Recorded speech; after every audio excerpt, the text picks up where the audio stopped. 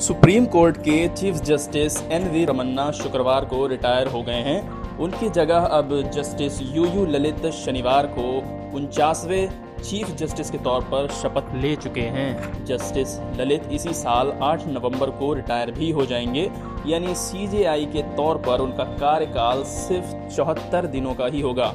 इस दौरान उन्हें सुप्रीम कोर्ट में लंबित 492 संवैधानिक मामलों को निपटाने की चुनौती होगी। सुप्रीम कोर्ट की वेबसाइट के अनुसार 26 अगस्त तक कोर्ट में 71,411 अन्य मामले लंबित हैं। इनमें आर्टिकल 370, नोटबंदी, सीएए, इलेक्टोरल बॉन्ड, यूएपीए और सबरीमाला जैसे केस शामिल हैं। क्रिमिनल लॉ विशेषज्ञ जस्टिस ललित 13 अगस्त 2014 को बार से सुप्रीम कोर्ट के जज बने। बार से सीजेआई बनने वाले वे दूसरे जज हैं। जस्टिस ललित ने शुक्रवार को 3 अहम सुधारों का दावा किया है।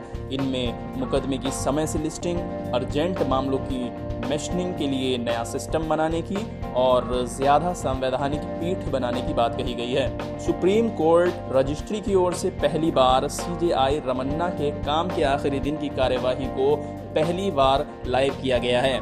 विदाई समारोह से पहले कोर्ट रूम में मौजूद वकीलों से चीफ जस्टिस ने कहा, मुझे लिस्टिंग और पोस्टिंग के मुद्दों पर ध्यान न देने के लिए खेद है। भारतीय न्यायपालिका लोकतंत्र की लहरों के साथ चलती है। इसे एक आदेश या निर्णय से परिभाषित नहीं किया जा सकता। वकीलों को नसीहत देते हुए कहा कि सफलता का कोई शॉर्टकट नहीं होता है। सुप्रीम कोर्ट बार एसोसिएशन की ओर से आयोजित विदाई समारोह में कहा है कि मैंने 12 साल की उम्र में पहली बार गांव में बिजली देखी, 17 साल की उम्र में 10,000 मजदूरों की अगुवाई की। आजकल वकीलों को चैम्बर मिलता है। मैं पेड़ के नीचे खड़े होकर मुवक्किल से बात किया करता था। किसी जज की जिंदगी में कितना संघर्ष होता है, यह वकील ही समझ सकता है। आपको बता दें कि वर्तमान में सुप्रीम कोर्ट के दूसरे सबसे सीनियर जज जस्टिस ललित महज 74 दिनों के लिए ही सीजेआई बनेंगे, क्योंकि 8 नवंबर को वे रिटायर भी हो जाएंगे।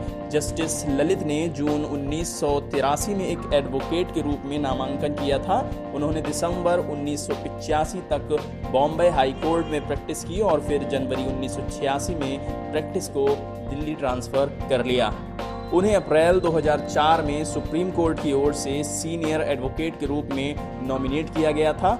सुप्रीम कोर्ट के आदेश के तहत सभी 2G मामलों में सुनवाई करने के लिए उन्हें सीबीआई के लिए स्पेशल पब्लिक प्रोसिक्यूटर नियुक्त किया गया था। जस्टिस ललित 2 कार्यकालों के लिए supreme court of India legal services committee के सदस्य भी थे।